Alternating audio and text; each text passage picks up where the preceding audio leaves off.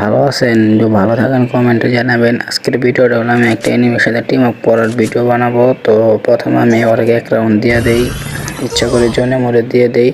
দ্বিতীয় রাউন্ডে ও আমাকে জোনে মরে দিয়ে দেয়। তৃতীয় রাউন্ডে AWM দিয়ে ও আমাকে মেরে ফেলে। তো আপনারা দেখতে থাকেন, আমরা দেখতে থাকি সবাই। চলে